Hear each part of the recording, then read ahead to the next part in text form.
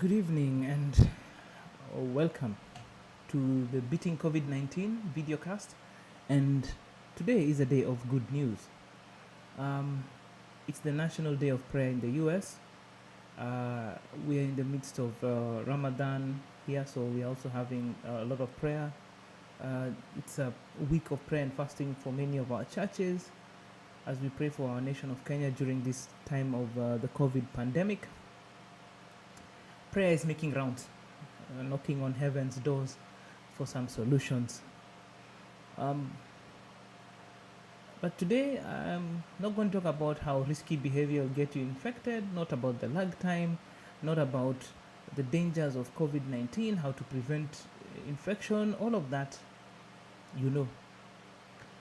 Today, we're going to talk some good news, some very, very promising good news. As usual, I got my notes. So first and foremost, we'll start with the World Economic Forum. Today, it's like a newscast today. So it's just news briefs across the board of things that are happening in the positive for COVID-19. Number one, World Economic Forum produced a study that showed that the coronavirus actually may have already gone around the world more than once. As in, it was in Europe earlier than the first known case this time. According to a French study, they found, They found COVID-19 in one of their samples, which they had taken off a pneumonia patient at the end of last year, indicating that the COVID-19 disease or coronavirus was already in France by the end of last year. And if that is to be believed, it also by extension means that it had been around the world earlier, which again builds upon the supposition that a couple of weeks ago I put forward, that maybe the cold you got in December or November or early January, you may have just picked the virus and gone by with it without knowing, because 80% of you will be asymptomatic or mild. That's good news, because that means that we may have more immunity in the society than we think.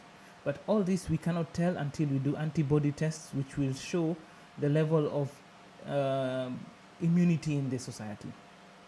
But that's good news. Second good news is that the weather keeps doing what it's doing. It's flooding, it's raining. It also means many people stay indoors, people don't interact too much.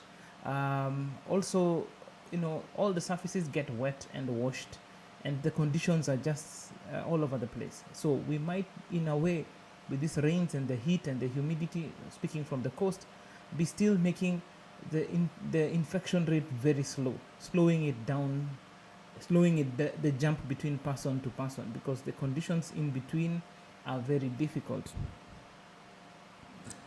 Today, also, I'm going to share with you on the comments the World Economic Strategic Intelligence page, which is actually cuts across all spectrums of society, of industry, of what's happening in the world, and everything that appertains to the effect of COVID-19 in the society today. I urge you to sign in if you have to sign up, or just look at the document, because it's an active document, and it shows the cross-linking of all the effects that are caused by COVID-19. Please forgive the dog. He is doing his job out there.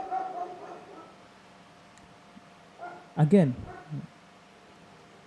let's approach this in the words of Mr. Mario today at the National Day of Prayer in the US. He said, I quote him, one statement says, "Faith before fear." Let's put our faith in God and put our fears aside. The world is fighting to overcome COVID-19. So today we're going to talk about mentioning about the very many remedies that are coming, and all the links are in the comments. So you will find links to do with remdesivir, the antiviral that was made for Ebola, and the effect that it does, the chloroquine plus azithromycin combination, and how it has helped, because the reports are there. Also, the issue of convalescent plasma. I mean, farming out the plasma from people who have recovered from COVID-19 so that they can get the antibodies out and use them to fight the disease. Also, we're going to talk about the vaccine trials that are already in progress, like the BCG trial in South Africa, the Italian vaccine, which came out yesterday, and now it's undergoing clinical trials. The 23 other companies who are on the race to produce vaccines and treatments to fight COVID-19. And last but not least, the COVID organics product from Madagascar, for which is now under study in South Africa. All of this is good news. It means that the world has come together to fight this disease. As we said yesterday, we are all the same. Nobody is more different than the other. We are all the same. When we all bleed red blood, and when we suffer and mourn, we mourn in the same way. But also remember that with this good news comes great responsibility. I cannot insist enough that the responsibility for your safety from infection is solely in your hands. It's not in the hands of the government. It is in your hands. So do your best to stay safe. And I'll repeat my usual singing song, which I always do every day. Number 1, clean your hands. Number 2, clear your space, that is, keep your distance. Number 3, cover your mouth with a mask. Number 4, chill at home. Only necessary trips required. Number 5, which is the 1C, either change your mind and don't go where you're going. Change your clothes if you have to go somewhere and come back home, or carry an extra set of clothes so that if you're going through somewhere risky, you can get to the other side. Change your clothes, and on your way back, have extra clothes to change on your arrival. The aim of the game is to avoid infecting the next person.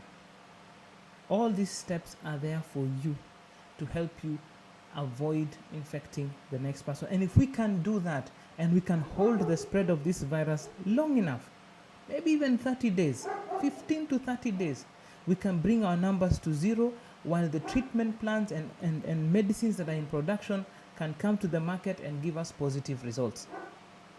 I urge you, once again, do not fear. COVID-19 is not a death sentence, it's not a life sentence. You get it once, and it's gone. It will not linger in your system for life. So, if you are afraid of it, avoid it. If you feel bold and you're young and you have got good stature, you are healthy, chances are you'll survive. If you're living with your parents, your old folks, please take care of them. They are the vulnerable group. And last but not least, have faith before fear. I wish you all a good night. I ask God to bless you all on this National Day of Prayer, and every day that we pray to God to ask for wisdom, guidance, and the strength and willpower to face tomorrow. Have yourself a good night. God bless, and have a pleasant day tomorrow.